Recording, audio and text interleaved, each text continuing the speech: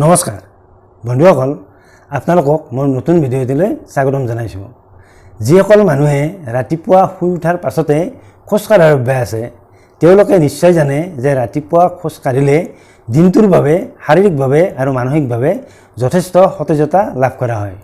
খোজ কাঢ়াৰ বাহিৰেও আৰু কিছুমান অভ্যাস আছে যি অভ্যাসকেইটা যদি সদায় কৰা হয় ৰাতিপুৱা শুই উঠাৰ পাছত তেতিয়া নিতৌ আমাৰ শাৰীৰিকভাৱে হওক বা মানসিকভাৱে হওক সতেজতা লাভ কৰা যায়। আৰু এই অভ্যাসকেইটা যদি আমি আমাৰ জীৱনশৈলীত অন্তৰ্ভুক্ত কৰি ল'ব পাৰোঁ তেতিয়া আমি নিশ্চয় সদায় শাৰীৰিকভাৱে আৰু মানসিকভাৱে সতেজ হৈ থাকিব পাৰোঁ। আৰু এনেদৰে যদি আমি সদায় বা নিতৌ শাৰীৰিকভাৱে আৰু মানসিকভাৱে সতেজ হৈ থাকিব পাৰোঁ তেতিয়া নিশ্চিতভাৱে আমি আমাৰ সুস্বাস্থ্য ৰক্ষা কৰিব পাৰোঁ। চিকিৎসা বিজ্ঞানীসকলে কৈছে যে ৰাতিপুৱা শুই উঠাৰ পৰা 1 ঘণ্টালৈ এই সময়খিনি স্বাস্থ্য ৰক্ষাৰ বাবে এক বিশেষ সময়। কিয়নো ৰাতিপুৱা শুই উঠাৰ পাছতে যদি আমি এই কিছুমান অভ্যাস কৰা আৰম্ভ কৰোঁ তেতিয়া আমাৰ শৰীৰৰ মেটাবলিজমবোৰ অতি সহজে বা ভালদৰে চলিবলৈ আৰম্ভ কৰে। ঠিক তেনেদৰে হজম প্ৰক্ৰিয়া ভালদৰে চলিবলৈ আৰম্ভ কৰে। আৰু এনেদৰে মেটাবলিজম বা হজম প্ৰক্ৰিয়া ভালদৰে চলিবলৈ আৰম্ভ কৰাৰ ফলতে মানুহৰ গেষ্ট্ৰাইটিছৰ নিচিনা সমস্যা, কনষ্টিপেশ্যনৰ নিচিনা সমস্যা বা অন্যান্য কিছুমান ৰোগৰ সমস্যা অতি সহজে ভাল হৈ যায়। গতিকে আমি ৰাতিপুৱা খোজ কাঢ়াৰ বাহিৰেও আৰু কেইটামান যদি অভ্যাস আমি নিতৌ কৰা আৰম্ভ কৰোঁ আৰু জীৱনশৈলীত অন্তৰ্ভুক্ত কৰি লওঁ তেতিয়া আমি নিশ্চিতভাৱে আমাৰ সুস্বাস্থ্য অৰ্জন কৰিব পাৰোঁ। গতিকে বন্ধুসকল, আজি আমি ৰাতিপুৱা শুই উঠাৰ পাছতে 5টা অভ্যাসৰ কথা আজি আলোচনা কৰিম।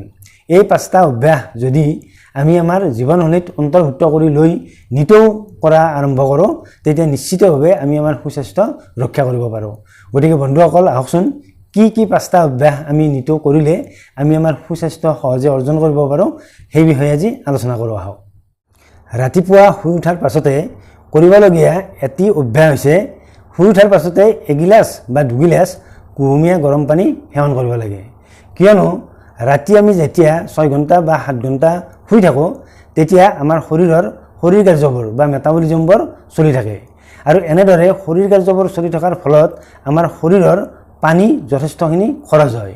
আৰু যথেষ্টখিনি খৰচ হোৱাৰ ফলত আমাৰ ৰাতিপুৱাৰ সময়লৈকে আমাৰ শৰীৰত এক ডিহাইড্ৰেশ্যন অৱস্থাৰ সৃষ্টি এটা হয়। আৰু লগতে ৰাতি যেতিয়া মেটাবলিজমবোৰ বা শৰীৰ কাৰ্যবোৰ চলি থাকে তেতিয়া শৰীৰৰ বাবে বৰ্জনীয় কিছুমান পদাৰ্থ উৎপন্ন হয়। আৰু এই বৰ্জনীয় পদাৰ্থবোৰ শৰীৰৰ পৰা বাহিৰ কৰাৰ ক্ষেত্ৰত পানীৰ প্ৰয়োজন হয়। গতিকে ৰাতিপুৱা শুই উঠাৰ পাছতে যদি আমি 1 গিলাচ বা 2 গিলাচ কুহুমীয়া গৰম পানী সেৱন কৰোঁ তেতিয়া আমাৰ শৰীৰত দেখা দিয়া এই ডিহাইড্ৰেশ্যনৰ অৱস্থাটো নাইকিয়া হয়।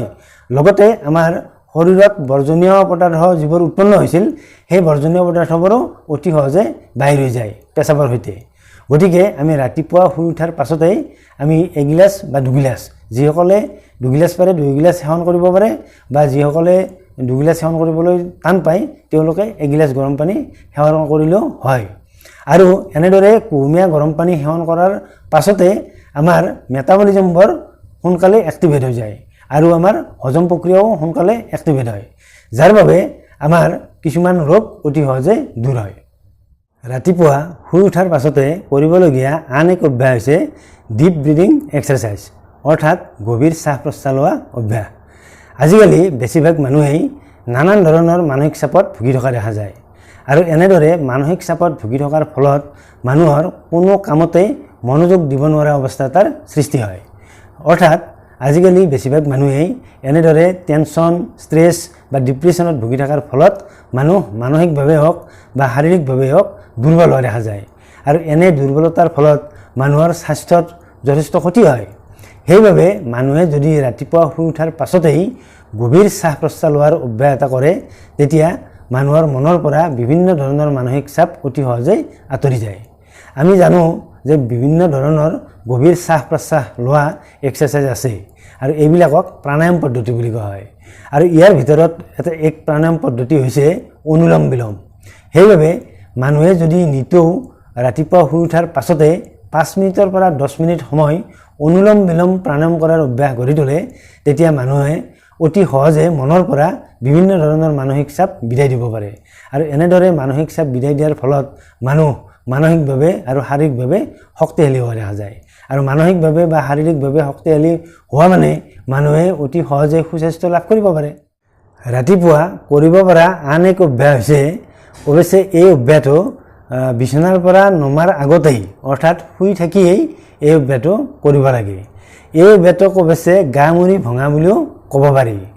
ৰাতিপুৱা যেতিয়া সাৰ পোৱা যায়, সাৰ পোৱাৰ পাছত বিচনাতে ভৰি হাতবোৰ অলপ টনাটনি কৰি দিব লাগে, যাক আমি গা মুৰি ভঙা বুলি কওঁ।